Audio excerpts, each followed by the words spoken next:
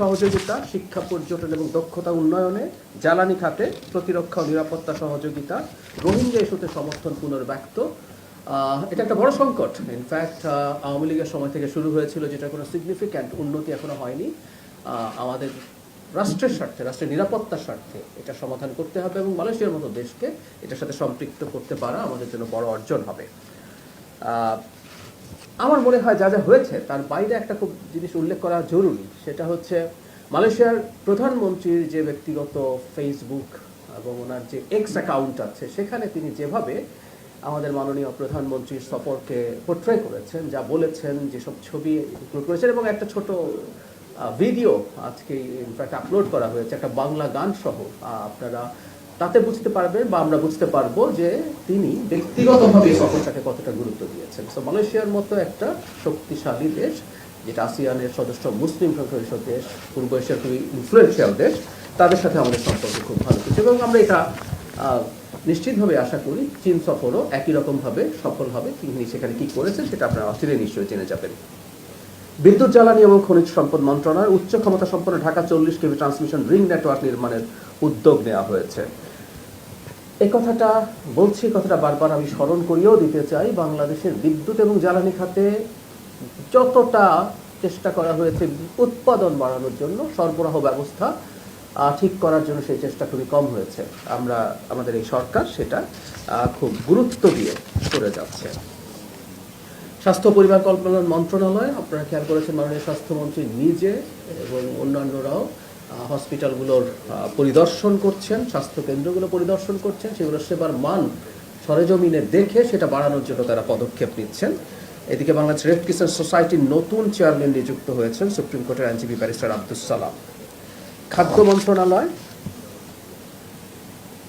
খাদ্য নিরাপত্তা, সাম্প্রতিক সময়ে জনগণের মধ্যে এই ব্যাপারে সচেতনতা খুবই বৃদ্ধি পেয়েছে। আমরা দেখেছি সামাজিক মাধ্যমে এটা নিয়ে প্রচুর কথাবার্তা হয় এবং এটা খুব স্বাভাবিক, কারণ আমাদের অনেকগুলো রোগকে আমরা লাইফস্টাইল ডিজিজ বলি, যেগুলো আমরা কিভাবে জীবনযাপন করি, কি খাই, কিভাবে খাই, কতটুকু খাই, সেটার উপরে ডিপেন্ড করে। সে কারণে এই সরকার খাদ্য নিরাপত্তার ব্যাপারে খুবই সতর্ক আছে এবং এই রিপোর্ট আপনারা নিয়মিতভাবেই দেখেন। এটা নিশ্চিত করতে সরকার কাজ করছে। খাদ্যের মান ও নিরাপত্তা নিশ্চিত করতে 2026 মে 2026-এ 2374টি খাদ্য নমুনা পরীক্ষা করা হয়েছে এবং যেগুলোর মধ্যে যে ক্রাইটেরিয়া সেটা যেটা ফুলফিল করে না তাদের বিরুদ্ধে ব্যবস্থা নেওয়া হয়েছে। নিরাপদ খাদ্য বিষয়ে সচেতনতা বৃদ্ধির লক্ষ্যে মে মাসে সারা দেশে 25টি জনসচেতনতা কর্মসূচি এবং 25টি উঠান বৈঠক করা হয়েছে। আমরা এটা নিশ্চয়ই মনে করি যে সচেতনতা খুব জরুরি। আমাদের অনেক যারা খাদ্য উৎপাদন করেন, খাদ্য প্রসেস করেন, তারা অনেক ক্ষেত্রেই তথ্য না জেনে এমন কিছু খাদ্যে বা খাদ্য উৎপাদনে ব্যবহার করেন যেটা আদতে মানুষের জন্য ক্ষতিকর। সেই সচেতনতাও করার চেষ্টা হচ্ছে। খাদ্য মজুদ এবং সংগ্রহের কার্যক্রম চলছে এবং এখানে একটা তথ্য একটু জানিয়ে রাখা দরকার। 21 জুন 2026 পর্যন্ত দেশে সরকারি খাদ্য গুদামগুলোতে মোট 21,21,598 মেট্রিক টন খাদ্য মজুদ রয়েছে। এটা একটু জেনে রাখি আমরা, নিরাপদ মজুদ বলা হয় 13,50,000 মেট্রিক টনকে।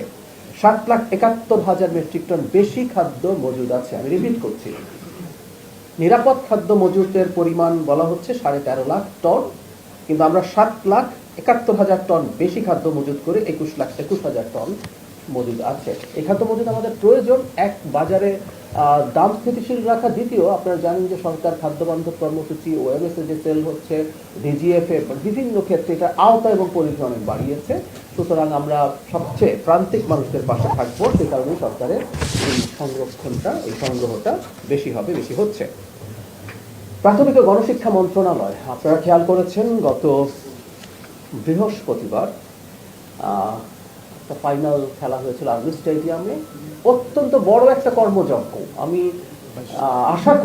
আশা করি আপনারা মিডিয়ার পক্ষ থেকে এটাকে যতটা সম্ভব জানিয়ে দেবেন। সেটা হচ্ছে সবচেয়ে বড় সাফল্য আমরা যেটাকে ক্লেম করি, একই সংখ্যক আই রিপিট, বালক এবং বালিকা দল অংশগ্রহণ করেছে। আমি আগের একটাতে বলেছিলাম, সংখ্যাটা একটু কারেক্টেড আছে। 65,569টি সরকারি প্রাথমিক বিদ্যালয় থেকে পার্টিসিপেট করেছে। একই সংখ্যক, এখানে প্রত্যেকটা স্কুলের বালক দল ছিল এবং বালিকা দল ছিল, মানে আমাদের মেয়েরা, প্রাইমারি স্কুলের মেয়েরা সমসংখ্যায় ফুটবল খেলছে। এটা সবচেয়ে গুরুত্বপূর্ণ ব্যাপার। মোট বালক দলের 11 লক্ষাধিক শিক্ষার্থী ছিল এবং বালিকা দলেরও 11 লক্ষাধিক শিক্ষার্থী ছিল। আপনারা জানেন তারা বিভিন্ন পর্যায়ে পার্টিসিপেট করতে করতে শেষে ঢাকায় এসে ফাইনাল হয়েছে এবং মাননীয় প্রধানমন্ত্রী নিজে থেকে তাদেরকে উৎসাহ দিয়েছেন, পুরস্কার বিতরণ করেছেন। এই ধরনের চর্চা, এই ধরনের নানান রকম প্র্যাকটিস ভবিষ্যতেও চলতে থাকবে। খেলাধুলা এবং সাংস্কৃতিক কর্মকাণ্ডে আমাদের শিশুদেরকে ইনভলভ করা।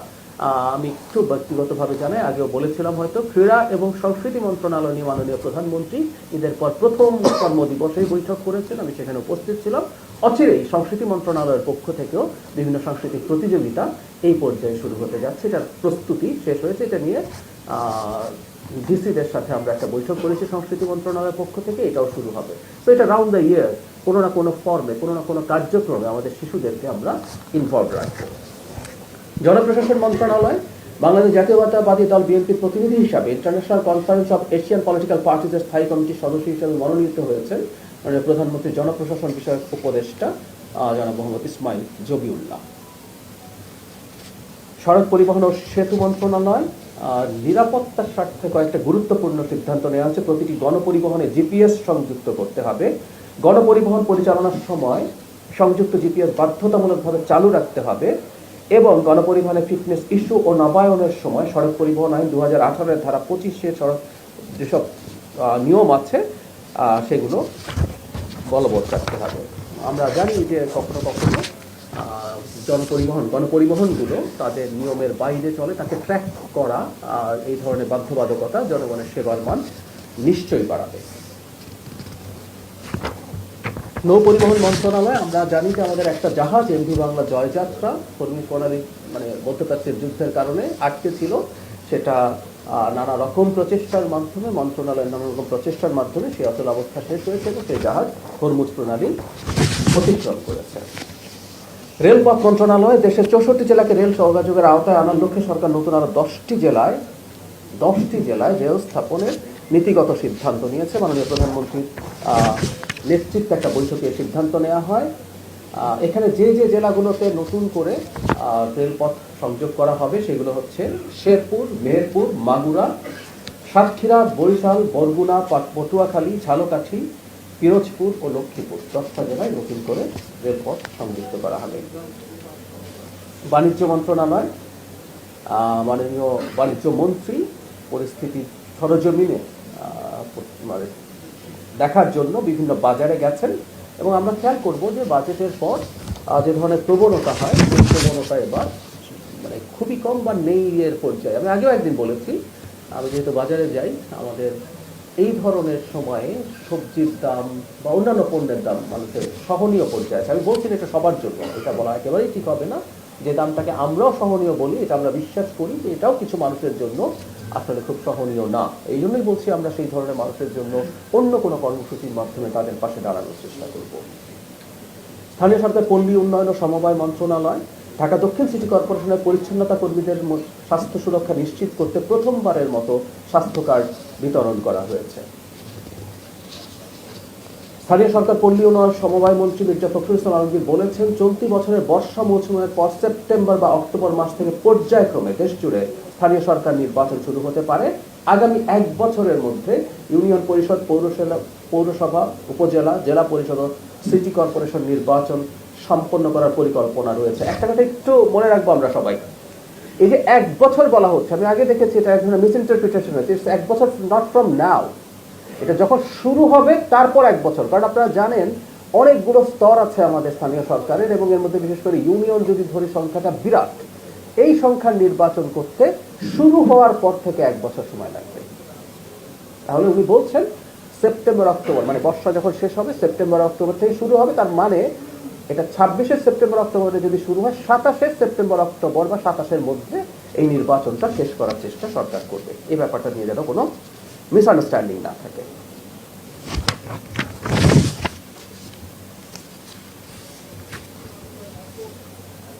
হাতের ঝিলকে একটি বিনোদন কেন্দ্রে রূপান্তর করার জন্য পদক্ষেপ নেওয়ার কথা বলেছেন এই মন্ত্রণালয়ের প্রতিমন্ত্রী মীর শাহে আলম। কারণ আমরা জানি যে এটাকে যেইভাবে ঠিক করা হয়েছিল এটা যোগাযোগের ক্ষেত্রে ভূমিকা পালন করেছে, কিন্তু এটাকে এখন বিনোদন কেন্দ্রের জন্য যা যা করার প্রয়োজন, লাইটিং, বসার ব্যবস্থা, নিরাপত্তা জোরদার করা এবং এখানে নিরাপত্তা বাড়ানোর জন্য আনসার মোতায়েন করা হবে। তো আশা করি জনগণ, এই ঢাকা শহরে আসলে মানুষের বিনোদন কেন্দ্রের অভাব আছে, এরপরও মানুষ সাথীর যান, কিন্তু সেটা যাতে তাদের জন্য আরও বেশি বিনোদন বান্ধব হয়ে ওঠে সেই চেষ্টা করা হবে। মৎস্য প্রাণী সম্পদ মন্ত্রণালয় যে একটা সময় রেস্ট্রিকশন থাকে 15 এপ্রিল থেকে 11 জুন পর্যন্ত 58 দিন যে মৎস্য আহরণ নিষিদ্ধ থাকে, আমরা জানি মৎস্য প্রজননের জন্য, সেটা সফলভাবে শেষ হয়েছে। এবং এখানে 58 দিনে জেলেদের মাঝে আমরা জানি এই সময় তাদের পাশে দাঁড়ানোর জন্য ভিজিএফ প্রদান করা হয়, এটা 24,000 মেট্রিক টন সেই ক্ষেত্রে দেওয়া হয়েছে। এর বাইরে বিভিন্ন ক্ষেত্রে অবৈধভাবে যেসব পদক্ষেপ এই মন্ত্রণালয়ের অধীনে হয় সেগুলো তারা নিয়ন্ত্রণ করার জন্য অভিযান পরিচালনা করেছেন। বিস্তারিত তথ্য আমি আর দিচ্ছি না, এগুলো পাওয়া যাবে।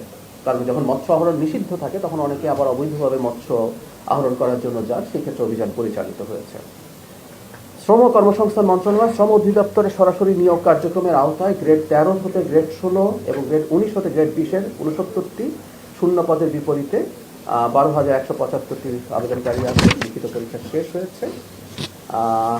পানি সম্পদ মন্ত্রণালয় দেশব্যাপী নদী খাল জলাশয় খননের কার্যক্রম শুরু হয়েছে, সেটা কন্টিনিউ করছে। আমরা একটু অগ্রগতির তথ্য আমাদের দেই। মোট খাল যেগুলো খননের করার কথা আমাদের 180 দিনের কর্মসূচির মধ্যে, সেটার দৈর্ঘ্য হচ্ছে 1376 কিলোমিটার, খননকৃত খালের দৈর্ঘ্য 1036 কিলোমিটার, অগ্রগতির হার 75%। আমরা 1/3 সময় এখনো বাকি আছে, আর আমাদের খাল খনন বাকি আছে 1/4। তার মানে আমাদের অগ্রগতি বেশি, মানে আমরা 2/3 2/3 সময় আমাদের 180 দিনের পার হয়েছি, কিন্তু অগ্রগতি হয়েছে 3/4। আমরা আশা করি যে লক্ষ্য নির্ধারিত হয়েছে 180 দিনের, সেটা শেষ হবে। আমি আপনাদেরকে আবারও একটু জানিয়ে রাখি, আগে হয়তো বলেছি, 180 দিনের কর্মসূচি সরকার যা যা করবে বলেছিল সেটার অগ্রগতি মূল্যায়ন এবং 180 দিনে কি কি হয়েছে, কতটুকু হয়েছে, কতটুকু বাকি আছে, কতটুকু বাকি থাকতে পারে, কি করা উচিত, এই সব কিছুর জন্য প্রধানমন্ত্রীর কার্যালয়ে একটা কমিটি তৈরি করা হয়েছে, যেখানে উপদেষ্টা এবং বিশেষ সহকারীরা আছেন।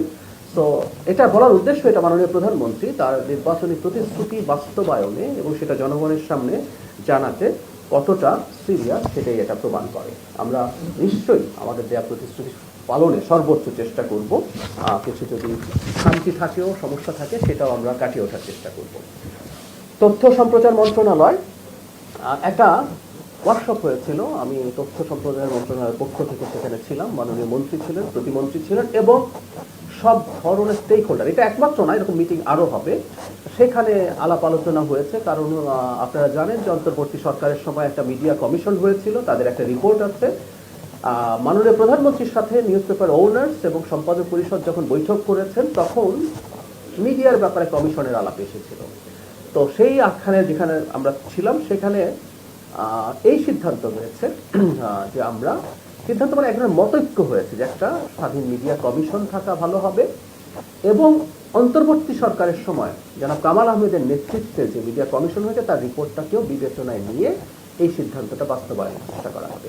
বিএনপির যে ইশতেহার, সেখানে এই নির্বাচনের ইশতেহারে কোথাও সরাসরি মিডিয়া কমিশনের কথা বলা হয়নি, কিন্তু তারপর স্টেক হোল্ডারদের সাথে আলোচনায় আমরা এই ধরনের এক ধরনের ঐক্যমত্য পেয়েছি, সেটা নিয়ে আমরা নিশ্চয়ই কাজ করব। আরেকটা কথা একটু বলে রাখা ভালো, এরকম আরও মিটিং হবে, সেটার মাধ্যমে শেষ পর্যন্ত মিডিয়া কমিশনটা কেমন হবে, এটা কিভাবে গঠিত হবে, এটার পরিধি কি হবে, এটার ক্ষমতা কি হবে, কাদেরকে নিয়ে তৈরি হবে, এই জিনিসগুলো নির্ধারিত হবে। এটা সবার সাথে কথা বলে আমরা করব। তবে নীতিগতভাবে এই সরকার সিদ্ধান্ত নিচ্ছে এই ধরনের একটা কমিশন থাকা উচিত হবে, কারণ আমাদের সব স্টেক হোল্ডার এই ব্যাপারে একমত।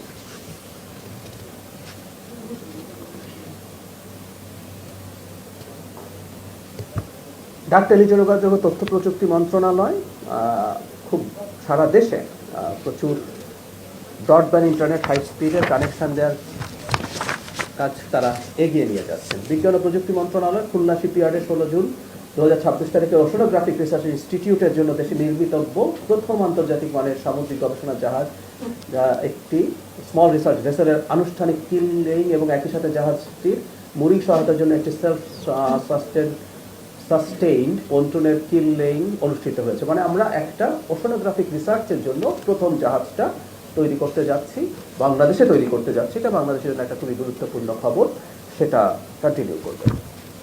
এটা আমরা আমাদের দেশেই তৈরি করতে যাচ্ছি। যুব ক্রীড়া মন্ত্রণালয়ের পক্ষ থেকে বিভিন্ন এই মন্ত্রণালয়ের অধীনস্থ বিভিন্ন ক্রীড়াক্ষেত্রে অসচ্ছল যেসব ক্রীড়াবিদ আছেন তাদেরকে সাহায্য দেওয়া হচ্ছে। এটা 15 জুন এটা করা হয়েছে। ক্রীড়া শিক্ষা বৃত্তি দেওয়া হচ্ছে, চিকিৎসা আর্থিক সহায়তা প্রদান করা হচ্ছে। এর বাইরে যুব ক্রীড়া মন্ত্রণালয়ের যেসব কাজ রেগুলার কাজ সেগুলো কন্টিনিউ হচ্ছে।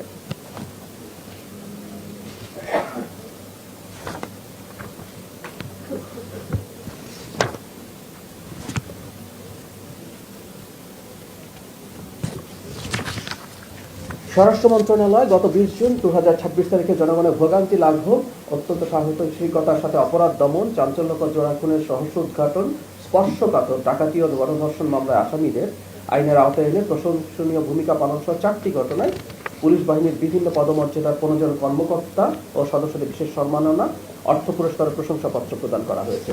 এখানে একটা ব্যাপার একটু আমরা সবসময় বলার চেষ্টা করি, সেটা হচ্ছে 5 আগস্ট পরবর্তী সময়ে আমাদের পুলিশ বাহিনী যে পরিস্থিতিতে ছিল সেই পুলিশ বাহিনীকে তার মনোবল এবং দক্ষতা সবকিছু ফিরিয়ে আনার জন্য এই সরকার সর্বান্তকরণের চেষ্টা করছে। এই ধরনের পুরস্কার নিশ্চয়ই তাদের মনোবল বৃদ্ধিতে সাহায্য করবে।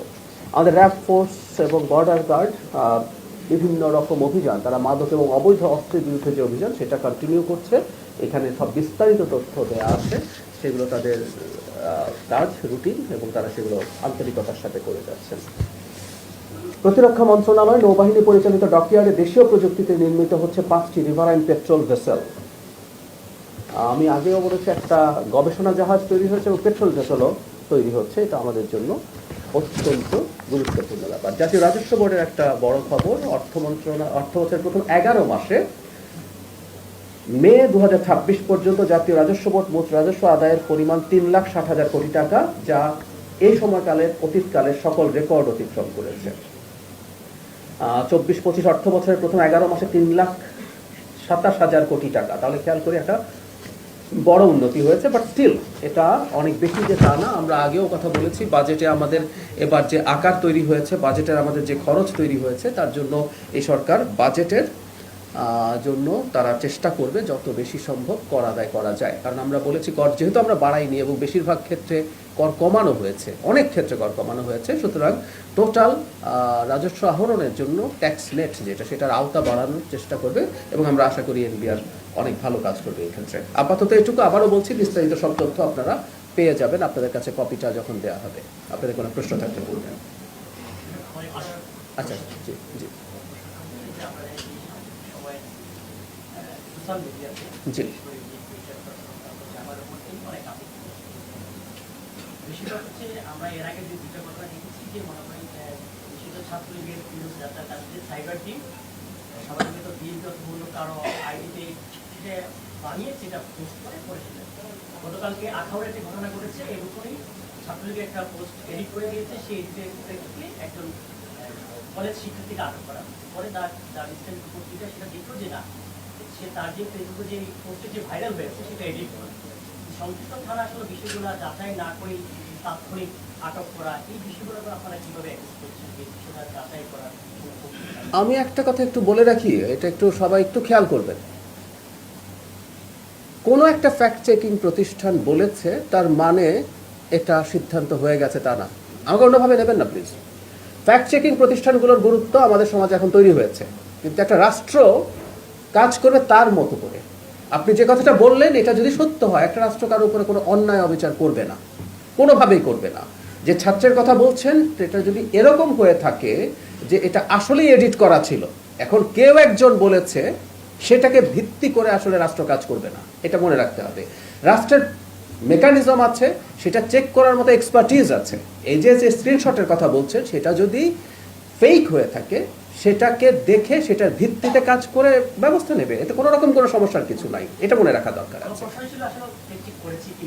নিশ্চয় এখন যখন রাষ্ট্র কগনিজেন্সে নিয়েছে, রাষ্ট্র যখন সেটার পদক্ষেপ নিতে শুরু করেছে, সেটার জন্য সবকিছু গ্র্যাজুয়ালি আসতেই হবে। এই সরকার জনগণের উপরে কোনো অন্যায় আচরণ যেন না হয় সেটা নিশ্চিত করে। আরেকটা কথা একটু বলে রাখা জরুরি সবার উদ্দেশ্যে, একজন জাইমা রহমান আর একজন অন্য কোনো রহমান বা অন্য কোনো নারী এই সমাজে রাষ্ট্রের কাছে সমান অধিকার প্রাপ্য। আমি আবারও বলছি, মাননীয় প্রধানমন্ত্রীর কন্যা, তার স্ত্রী, অথবা একজন সাধারণ মানুষ আমরা যারা আছি, বা যে কেউ অত্যন্ত প্রান্তিক কোনো নারী, কারো কন্যা, কারো স্ত্রী, রাষ্ট্রের কাছে ইকুয়াল অধিকার রাখেন। এই রাষ্ট্র, এই সরকার সে ইকুয়াল অধিকার রক্ষা করার জন্য, আমি আগেও বলেছি, আমরা কিন্তু কিছু ব্যাকগ্রাউন্ড কাজ করছি। এই ধরনের কুৎসা, নোংরা কথা এই সরকার সহ্য করবে না নারীদের প্রতি, বিশেষ করে।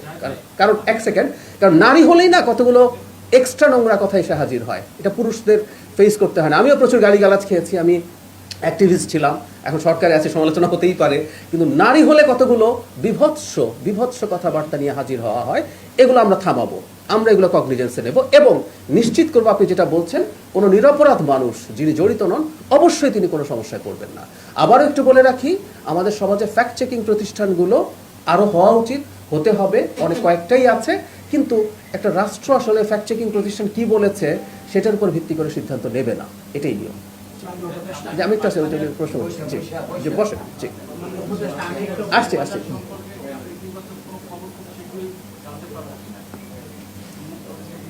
এই ব্যাপারটা আসলে আমার পক্ষে জবাব দেওয়া কঠিন, এটা আসলে সংশ্লিষ্ট মন্ত্রণালয় দেবেন, কারণ তারা মিটিংয়ে ছিলেন। কিন্তু আমরা এখান থেকে যেটা বুঝতে পারছি, এই ব্যাপারটা ভালোভাবে আলোচনা হয়েছে এবং আমি কিছু ব্যক্তিগত কথাবার্তার ক্ষেত্রে খেয়াল করেছি।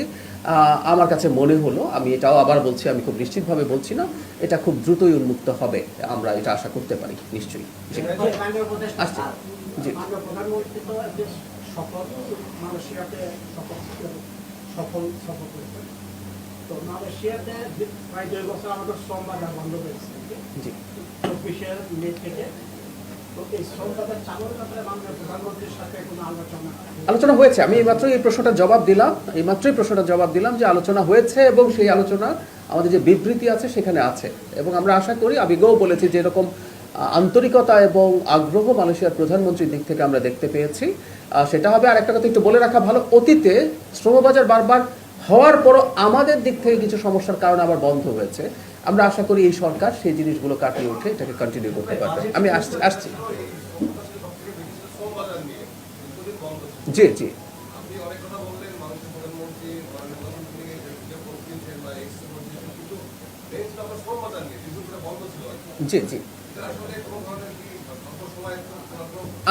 আমি আপনাকে এটা বলছি নিশ্চিত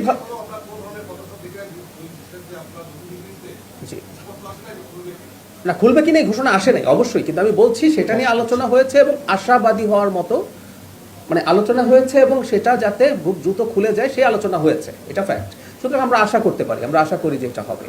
আচ্ছা, আসছি, আস্তে একটু ওনার কাছ থেকে আসি, তারপর আমি আপনার কাছে আসবো। জি,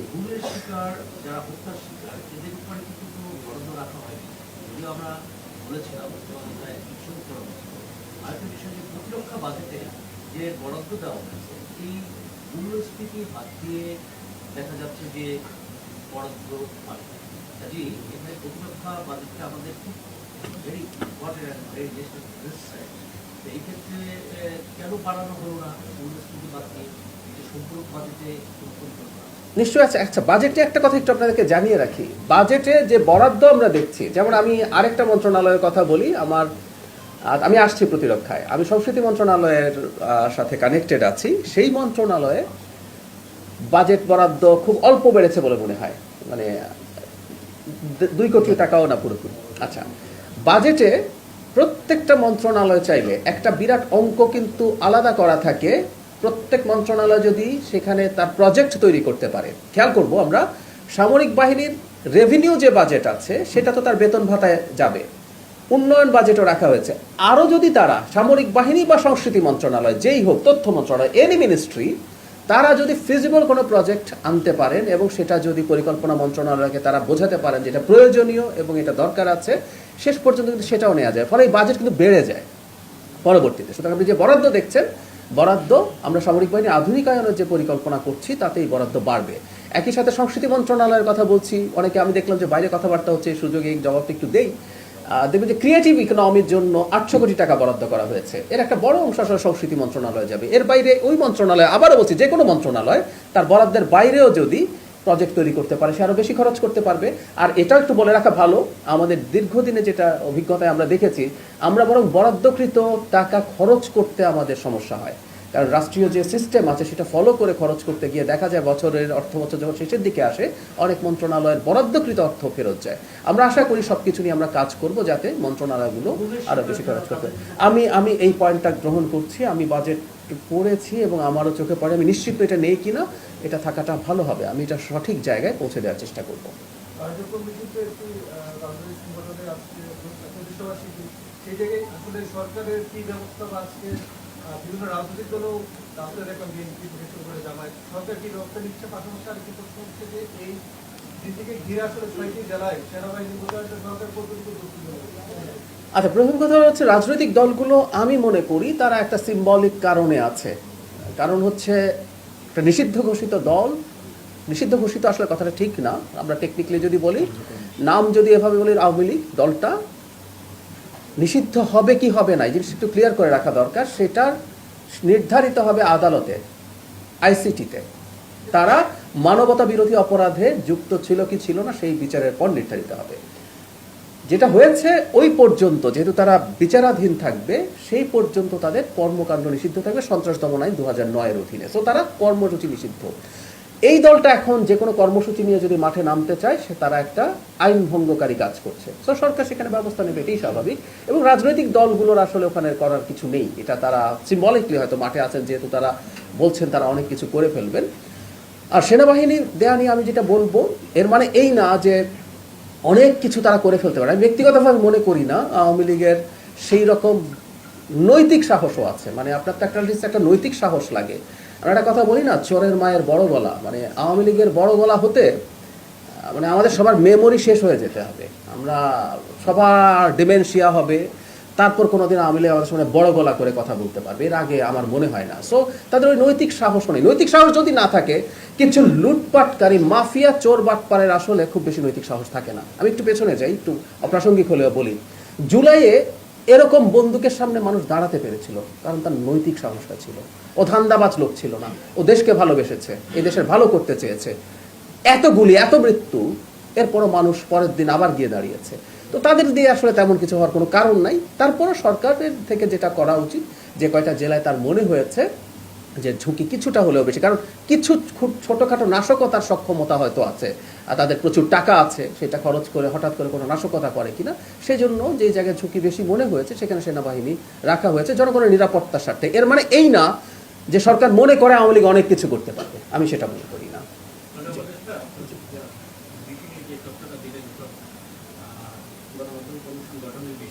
জি,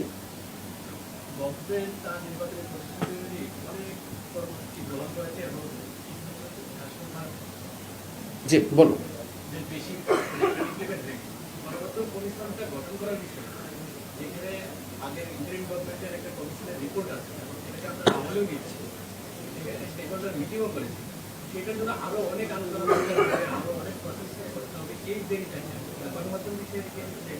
একটু খেয়াল করি আমরা ওনার প্রশ্নটা, ইটস ইম্পর্টেন্ট। উনি বলছেন যে গণমাধ্যম কমিশন আমরা দেরি করছি কেন, একটা কমিশন রিপোর্ট আছে, আমরা আরও কেন কথা বলতে চাইছি। আমি একটু আমাদের মানে বিএনপি নির্বাচনের আগে নির্বাচনী ইশতেহারে কি বলেছে একটা কথা মনে রাখতে হবে। আমরা নির্বাচন করেছি ইশতেহারের ভিত্তিতে, আমরা জনগণের কাছে গিয়ে বলেছি আমি এটা এটা করতে চাই, তুমি আমাকে ভোট দাও। সো যারা ভোট দিয়েছেন, আমি যা করতে চেয়েছি সেটা পছন্দ করে বা কম করে হলে আমাদেরকে ভোট দিয়েছে, এটা আমাদের বুঝতে হবে। আমাদের সব মানে একটা ইশতেহারের সব কিছু সবাই সমানভাবে পছন্দ করেন না। আমি একটু পড়ে শোনাই আমরা আসলে ইশতেহারে কি বলেছি। ইশতেহারে কিন্তু আমরা গণমাধ্যম কমিশনের কথা বলিনি, আমি একটু পড়ি। মত প্রকাশের স্বাধীনতা রক্ষা, শিশু, নারী ও সংখ্যালঘুদের সুরক্ষা এবং গণমাধ্যমের নৈতিকতা ও পেশাদারিত্ব নিশ্চিত করার লক্ষ্যে একটি স্বাধীন, শক্তিশালী ও জবাবদিহিমূলক মিডিয়া রেগুলেটরি কাঠামো গড়ে তোলা হবে, যার লক্ষ্য হবে ফ্যাক্ট চেকিং সংস্থার সাথে সমন্বয় করে গুজব ও ভুয়া খবর রোধ করা, ঘৃণামূলক বক্তব্য অপপ্রচার রোধ করা। পাশাপাশি এ সংক্রান্ত বিষয়ে নাগরিকদের অনলাইনে অভিযোগ দাখিল করার সুযোগ 30 দিনের মধ্যে দ্রুত অভিযোগ নিষ্পত্তি বাধ্যতামূলক করা হবে। জবাবদিহিমূলক মিডিয়া রেগুলেটরি কাঠামো গড়ে তোলা হবে। এটা ছিল বিএনপির নির্বাচনী ইশতেহার। সুতরাং বিএনপি নির্বাচনে বলেনি বিএনপি একটা মিডিয়া কমিশন গঠন করবে, এই কথাটা আগে একটু বুঝে নিতে হবে। এখন এই যে রেগুলেটরি বডি বলছেন, এটাকে আমরা সংজ্ঞায়ন করে কমিশন হিসাবে বলতে পারি, কিন্তু এই শব্দটা সরাসরি বিএনপির ইশতেহারে ছিল না। সেই কারণেই যে কমিশনটা গঠিত হয়েছে, যে কমিশনটা তৈরি হয়েছে, আর একটা কথাও মনে রাখতে হবে, বিএনপি একটা পলিটিক্যাল সরকার, বিএনপির নিজস্ব চিন্তাভাবনা আছে। আমরা বলছি না যে মিডিয়া কমিশন রিপোর্ট হয়েছে সেটা খারাপ কিছু, সেটাও যথেষ্ট পরিশ্রমের মাধ্যমে করা হয়েছে, যোগ্য ব্যক্তিরা ছিলেন, স্টেক হোল্ডারদের সাথে আলোচনা হয়েছে, কিন্তু একই সাথে ওটার সাথে শতভাগ আমরা একমত হয়তো বা না, বা আমরা অন্যরা যারা আছে তাদের সাথে কথা বলবো, এবং কিছু কিছু জিনিস হয়তো ল্যাক করছে, এটাও আমরা ওই রিপোর্টটা দেখে মনে হয়েছে। তো সব কিছু আমরা একটু ইনকর্পোরেট করে সিদ্ধান্ত নিতে চাই। আমরা আবারও বলছি, আমাদেরকে অন্তত নির্বাচনী প্রতিশ্রুতি ছিল করছি না এটা বলা হয়তো ওভাবে ঠিক হবে না, কারণ মিডিয়া কমিশন করবো এটা আমাদের নির্বাচনী প্রতিশ্রুতি সরাসরি ওভাবে ছিল না। করবো, সেটার জন্য তো ওই যে বললাম যে আমরা যখন একটা আমাদের বেসিস আছে, এর সাথে আমরা আরো অনেক কিছু রিলেট করব। মিডিয়া কমিশনে আসলে কোনটা কি থাকবে, কতটুকু থাকবে, যেমন আমি একটা ছোট উদাহরণ দিই। সেদিন আলোচনায় এসেছিল এই মিডিয়া কমিশনের অধীনে কি সোশ্যাল মিডিয়াও থাকবে কি থাকবে না ধরনের আলোচনা, নাকি ওটা আলাদা করা উচিত হবে, এই আলাপও এসছে। কারণ ওই যে এখন যেটা বলে, আমরা ট্রেডিশনাল মিডিয়াগুলোকে ফোর্থ স্টেট বলতাম, এখন ফিফথ স্টেট বলে যে সোশ্যাল মিডিয়া এবং নিউ মিডিয়াকে। তো এটাও ইনকর্পোরেট করবো কি করবো না, নাকি এটার জন্য আলাদা বডি হবে, নতুন নতুন আলোচনা আসছে, আমরা দেখলাম যে এই আলোচনাগুলো তো আসছে। সে কারণে আমরা একটু সময় নিয়ে করা বরং ভালো হবে, খুব তাড়াহুড়ো করার চাইতে। আমরা একটা রেগুলেটরি বডি, সেটা কমিশনের নামে, যদিও কমিশন হবে এরকম একটা ঐক্যমত্য সেদিন যারা ছিলেন সেখানে ছিল, সেটা হতে পারে, বা কিন্তু একটা বডি তৈরি হবে যেটা সরকারের বাইরে এটাকে দেখভাল করবে, এটা থাকবে নিশ্চয়ই। জি, আমি আসছি।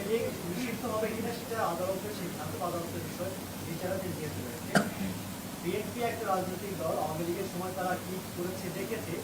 বিএনপি রাজনৈতিক দল হিসেবে আওয়ামী লীগ নিষিদ্ধ হোক বা না হোক আপনাদের মানে আচ্ছা, এটা বিএনপির অবস্থান, এটা আমি আসলে সরকারের পক্ষ থেকে ব্রিফ করছি, সরকারের কোনো অবস্থান নেই, এটা বিএনপির অবস্থান। আমার মনে হয় বিএনপিকে জিজ্ঞেস করলে ভালো হবে। আর একটা জিনিস আমার মনে হয়, আদালতে বিচারাধীন বিষয়, আমরা যেহেতু সবাই মিলে আদালতকে সালিশ মানছি, মানে আমরা তো আদালতে যখন যাই আমরা প্রস্তুত থাকি, রাষ্ট্রপক্ষ তার মতো করে কাজ করবে, আওয়ামী লীগ যদি ডিফেন্ড করে সেটা তাদের মতো করে করবে, সেটা চলবে। আর পলিটিক্যালি বিএনপি কি করবে, কাইন্ডলি আমার মনে হয় বিএনপির কাছে যাওয়াটাই ভালো হবে। জি,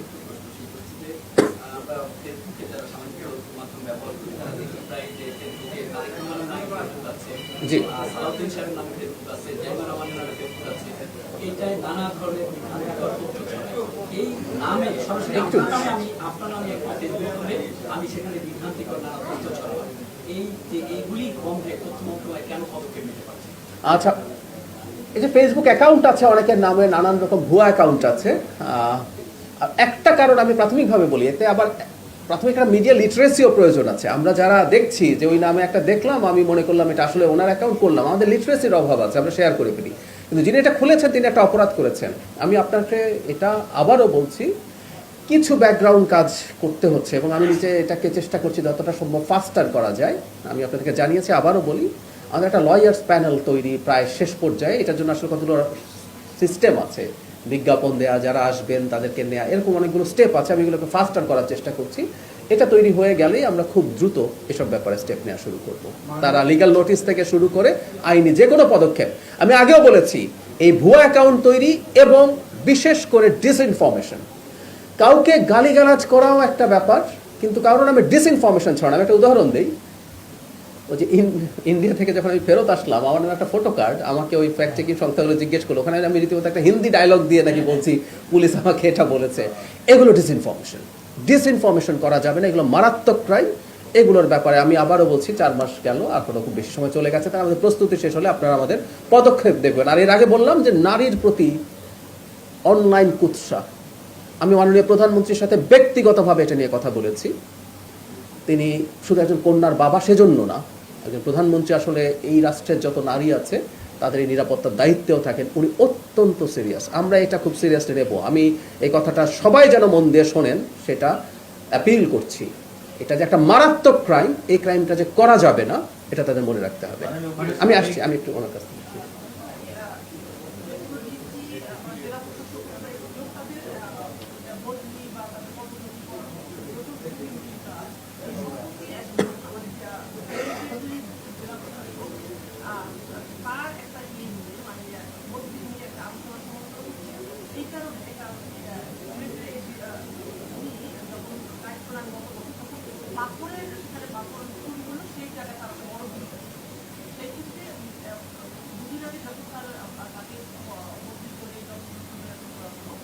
আমি বলতে এরকম বলছি যে উনি সিলেটের যে মাজার সেখানে যে হয় দান আছে তাদের জায়গাটাতে উনি আসলে একটা ট্রান্সপারেন্সি আনতে গিয়েছেন, উনি একটা এই কারণে ওনাকে আসলে বলতে পারবো না, কারণ উনি যেহেতু ভালো কাজ করছে রাষ্ট্রের জন্য এরকম মানুষ উনি আছে ভাবনা এই বিষয়টা আসলে বিএনপি সরকার সব দিক থেকে ট্রান্সপারেন্সি বিশ্বাস করে এবং যে কোনো অপরাধের বিচার করে, সেক্ষেত্রে যখন তাকে কাজের জন্য আবার এখানে বন্ধুগুলো সমস্যা নেই সমস্যা না এটা জানি। মানে আপনি যেটা বলছেন এটা আমি একটু আপনার কথা সবাই শুনেছেন কিনা জানি না, আপনি সিলেটের ডিসিকে ট্রান্সফার করার কথা বলছেন এবং সেখানে একটা মাজারে তার একটা পদক্ষেপকে রিলেট করার কথা বলছেন। এটা কেউ কেউ করছেন অনলাইনে। এটাকে আমরা এভাবে কেন বলবো, মানে ঘটনাটা এটার পরে ঘটেছে বলে এই ধরনের একটা পারসেপশন তৈরির চেষ্টা হয়তো আছে। এবং আমাদের মাজারগুলোতে কি হয়, কেমনভাবে হয়, এটা নিয়েও একটা গ্রুপ আছে যারা, ইভেন আমরা ইন্টারিমের সময় দেখেছি রীতিমতো মাজারে হামলা হয়েছে এবং সেগুলোর বিরুদ্ধে অনেক কথাবার্তা হয়েছে। তো একটা গোষ্ঠীও আছে যারা এটাকে এভাবে ফ্রেম করতে চেষ্টা করবে।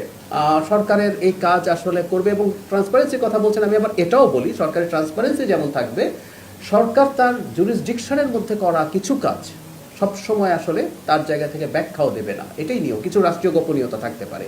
আর এই ব্যাপারে আমাদের মন্ত্রণালয় থেকে, জনপ্রশাসন মন্ত্রণালয় থেকে বলাই হয়েছে, বিবৃতি দেওয়া হয়েছে, এর বেশি আসলে আর কিছু বলার থাকবে না। কারণ স্পেকুলেশন নানান রকম করতে পারে। এই যে বললাম না, আমরা যখন যাই করি যাই ঘটাই না কেন নানান স্পেকুলেশন করতে থাকে, আমাদের সোশ্যাল মিডিয়াতে নানান রকম ইন্টারেস্ট গ্রুপ আছে।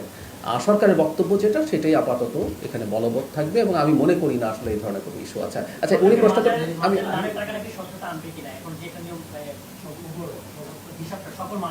এটা জেনারেলি আপনি যেটা বললেন মাজারে যে মানুষের দানের টাকা যায়, আমি সরকারের পক্ষ থেকে বলছি না, কিন্তু আমার মনে হয় সরকারও এটার সাথে দ্বিমত করবে না। সেটা হচ্ছে এটার একটা ট্রান্সপারেন্সি আসা উচিত। এটা নীতিগতভাবে জেনারেলি, এটা শুধু এই মাজার বা ওই মাজার না, নীতিগতভাবে এটা হওয়া উচিত। আপনারা ওই দিন একটা প্রশ্নের উত্তর দিচ্ছিলেন যে আওয়ামী লীগ নির্বাচন অংশগ্রহণ করতে পারবে কিনা মাঠ পর্যায়ের লোকজন।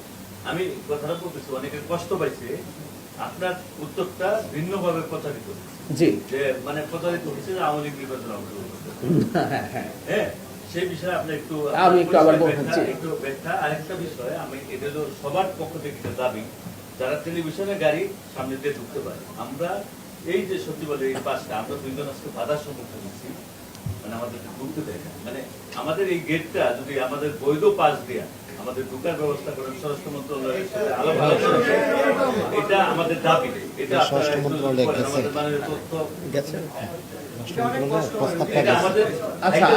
আমাদের পিআইডির মাননীয় মহাপরিচালক জানাচ্ছেন যে এটা অলরেডি স্বরাষ্ট্র মন্ত্রণালয়ে চলে গেছে, আশা করি এটা হয়ে যাবে। আর আপনি ওই আগের ব্যাপারটা যেটা বলেছিলেন, আমি সেদিন যেটা বলেছি খুব সহজ, সেটা হচ্ছে স্থানীয় সরকার নির্বাচনে কোনো দলই পার্টিসিপেট করে না, বিএনপিও পার্টিসিপেট করে না, জামাতও করে না, আওয়ামী লীগও করবে না। হ্যাঁ, বিএনপির একজন নেতা করতে পারেন, কিন্তু তিনি ওখানে নির্দলীয় হিসাবে যাবেন। তো নির্দলীয় যে নির্বাচন, আওয়ামী লীগের কোনো কালে কোনো পদে ছিলেন তিনি, যদি ওখানে তো ব্যক্তি হিসাবে যাচ্ছেন, উনি যেখানে আওয়ামী লীগের অমুক পদে যাচ্ছেন না, উনি যদি সেখানে যান এবং আওয়ামী লীগের যে স্লোগান যে কর্মসূচি সেগুলো যদি উনি সামনে না আনেন, এটা কেউই আনতে পারবেন না। বিএনপিও যা যিনি করেন তিনি বিএনপিকে সামনে এনে নির্বাচন করতে পারবেন না, সেটা না করলে তিনি করতে পারেন, কথাটা ছিল সেটা। আমি আবারও একটু বলি, একটা লিস্ট আছে, উপজেলা নির্বাচন কে করতে পারবেন, ইউনিয়ন পরিষদ নির্বাচন কে করতে পারবেন, একটা লিস্ট আছে, দেখবেন উপজেলার আইন যেটা আছে ওর মধ্যে লেখা আছে। এগুলো যার যার সমস্যা নেই তিনি নির্বাচন করতে পারবেন, তাহলে হয়ে গেল। যদি একটা দলীয় কথার কথা যে আগে কি ছিল, চেয়ারম্যান ছিল, চাইলে দলীয় নির্বাচন করা যাবে, সেই ক্ষেত্রে দলীয় নির্বাচন হতো মার্কা দিয়ে, এখন সেটা পাল্টে ফেলা হয়েছে। সেখানেও তো কেউ চাইলে আবার স্বতন্ত্র নির্বাচন করতে পারে, দলীয় নির্বাচন যে করতে হবেই তা না। আমি জাস্ট এটুকুই বলেছিলাম, মানে স্থানীয় সরকার নির্বাচন যেহেতু নির্দলীয় নির্বাচন, সেখানে আসলে এটা কোনো ইস্যু না। আওয়ামী লীগের লোকজন, আমরা যেভাবে আমাকে প্রশ্ন করা হয়েছিল যে আওয়ামী লীগের যদি, অনেক সময় হয় কি কাউন্টার প্রশ্নগুলো সামনে থাকে না, ফলে অনেকে মিস ইন্টারপ্রিট করেন, আমাকে প্রশ্ন করা হয়েছিল যে আওয়ামী লীগ করতো, আওয়ামী লীগের পদে ছিলেন, তারা নির্বাচন করতে পারবেন কিনা। ওই যে একই, তিনি যদি অপরাধী হন, তার বিরুদ্ধে মামলা থাকে, তিনি বিচারের মুখোমুখি হবেন, কিন্তু বিচারের মুখোমুখি হলেই যে নির্বাচন করা যাবে না তা না, ওই যে ক্রাইটেরিয়া আছে, তাকে কিভাবে শাস্তি পেতে হবে, কি হলে না হলে হবে, আবারও বলছি ওটা ফুলফিল করলেই যে কেউ নির্বাচন করতে পারে। আমি একটা ওনার কাছে আমি আসছি ঠিক পূর্বে বললেন যে গণমাধ্যম কমিশন এবং ফোরেস্টেস, আমাদেরকে সাংবাদিকদেরকে বলা হয় যে আমরা চতুর্থ স্তম্ভ জাতির বিবেক, কিন্তু সেখানে আমি যেটা দেখলাম যে যে ওয়ারেন্ট অফ প্রেসিডেন্টে কিন্তু শুধু 3টা বিভাগে কার্যক্রম আছে। চতুর্থ বিভাগ তো আমি মনে করি যে আমরা গণমাধ্যম, জি কিন্তু সেখানে আমাদের কিন্তু ওখানে ওয়ারেন্ট অফ প্রেসিডেন্টে আমাদের গণমাধ্যম কর্মীদের কোনো কথা লেখা নাই, এবং প্রতিটা ডিস্ট্রিক্টে জেলায় সাংবাদিক ওখানে সার্কিট হাউসে থাকতে পারবে এরকম কোনো নির্দেশনা নাই। কিন্তু প্রাইভেট অর্গানাইজেশন পারবে, সেই নির্দেশনা আছে। কিন্তু সেই ব্যাপারে আপনার আমাদেরকে মেসেজ দেন যে আমরা কি করণীয় হবে। আচ্ছা, আপনি যেটা পরে বললেন যে রাষ্ট্রীয় যে সুবিধা আছে সেটা গ্রহণ করার ক্ষেত্রে সাংবাদিকদের নিয়ম রাখা যেতে পারে, কিন্তু ওয়ারেন্ট অফ প্রেসিডেন্সে আসলে এটা কাদের জন্য? এটা রাষ্ট্রীয় বিভিন্ন পদে যারা থাকেন, জি, সাংবাদিকদের মধ্যেও যারা রাষ্ট্রীয় পদে থাকেন, আমাদের আবদাল ভাই তো এখন পদে আছেন, উনি সাংবাদিক, তো অনেক ওয়ারেন্ট অফ প্রেসিডেন্সের পার্টে থাকবেন কারণ এটা রাষ্ট্রীয় পদে আছে। হ্যাঁ, তো ওয়ারেন্ট অফ প্রেসিডেন্সে সাংবাদিকরা থাকবেন না, এটাই স্বাভাবিক। এখানে বিভিন্ন রাষ্ট্রীয় যে 3টা উইং এর মধ্যে জুডিশিয়ারি, এক্সিকিউটিভ এবং লেজিসলেচারের মধ্যে যারা বিভিন্ন পদে আছেন তাদের জন্য এটা করা হয়। তো এই জন্য পদে ওয়ারেন্ট অফ প্রেসিডেন্সে থাকা না, ওই যে বললাম যে টেকনিক্যালি তো দরকার ছিল না, কিন্তু তারপর ফোর্থ স্টেট বলা হচ্ছে, এবং বলা হচ্ছে মানে হলো এটা ট্রু। সারা পৃথিবীতে বহু সম্পাদক বা আমাদের দেশে অনেক সম্পাদক আছেন আমাদের অনেক পাওয়ারফুল মন্ত্রীর চাইতে বেশি পাওয়ারফুল, তাই না? সো এটা একটা ইনফর্মাল পাওয়ার এবং সেটা আসলে ওভাবেই থাকার কথা আর কি। আমি শেষ দিকে আসছি। জি,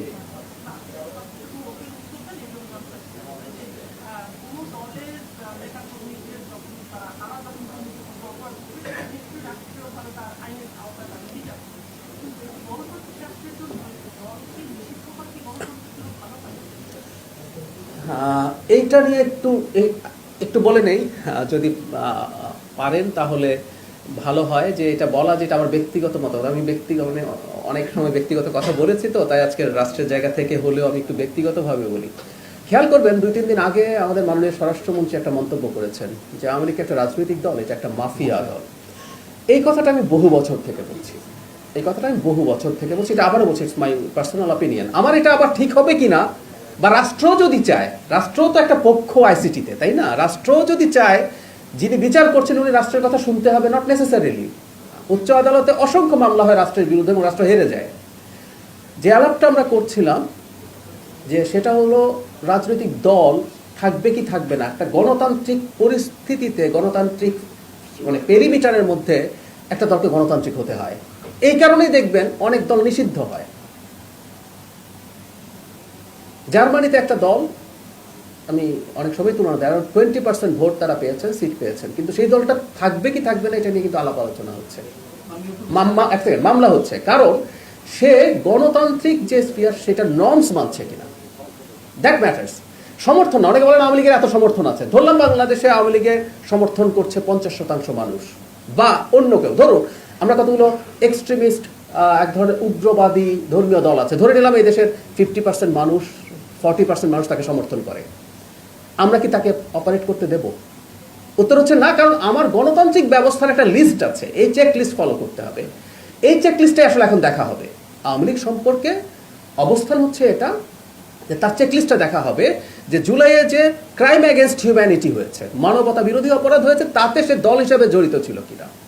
সে যদি দল হিসাবে, একটা দলের অপরাধ বা সমস্যা এগুলো থাকে, এগুলোর বিচার তো হচ্ছে, সংগঠন হিসাবে সে এখানে যুক্ত ছিল কিনা, আসলে সেইটাই দেখার ব্যাপার। এটা একটা বিচারিক প্রক্রিয়া, যদি সেটা হয় তার সমর্থন কেমন থাকুক আর যাই হোক, এটা নিষিদ্ধ করার সিদ্ধান্ত হয়তো আদালত দেবেন, আমি হয়তো বলছি কারণ এটা আদালতের জুরিসডিকশন, আমাদের কিছু করার নেই। সো এই প্রসেসটা আমরা মেনে নেব। আবার এটাও বলে রাখি, যখন আমরা আদালতে যাই আমরা প্রস্তুত থাকি যে আমি যা মনে করি সেটা ভুল প্রমাণিত হলো, রায় আমার বিপক্ষে গেল, এবং একটা সভ্য দেশে সেই রায় মেনে নিতে হয় সবাইকে, এবং আমরা সেটা করব। আমি শেষ আচ্ছা, লাস্ট প্রশ্ন। বছরে আওয়ামী লীগ যেটা করেছে, সব জুলাই অভ্যুত্থানের আগে যেটা করেছে, জুলাই 30 জুলাই সেই কারণে কি এই দলটা নিষিদ্ধ হতে পারে না, কার্যক্রম না দল? আমি আবারও বলছি, দল নিষিদ্ধ হতে পারে কিনা এটার জন্য আইসিটিতে মামলা হবে, মানে কন্টিনিউ করবে। সো ওইটা হবে, ইনফ্যাক্ট কার্যক্রম নিষিদ্ধ আছে কেন, যতদিন পর্যন্ত ওটা সুরাহা না হয়। একটা কথা খেয়াল করি, আমরা যখন কোর্টে যাই দুটো পক্ষ থাকি এবং দুই পক্ষই ভিন্ন মত পোষণ করি, তাই না? আমরা একজনের সাথে আলাদা মত পোষণ করি, শেষ পর্যন্ত কোর্ট ডিসাইড করে। সো আমাদের সমাজে এই আলোচনা আছে আওয়ামী লীগ নিষিদ্ধ হওয়া উচিত, তার পক্ষে যুক্তি এটা। আমাদের সমাজে আবার এই মত আছে যে আওয়ামী লীগ নিষিদ্ধ হওয়া উচিত না, তার পক্ষে যুক্তি এটা। সেই জিনিসগুলোই আসলে ফাইনালি একটা স্টেটে জুডিশিয়ারি থাকে, সে ডিসাইড করে। সো আমরা সেটার জন্য অপেক্ষা করবো। Thank you.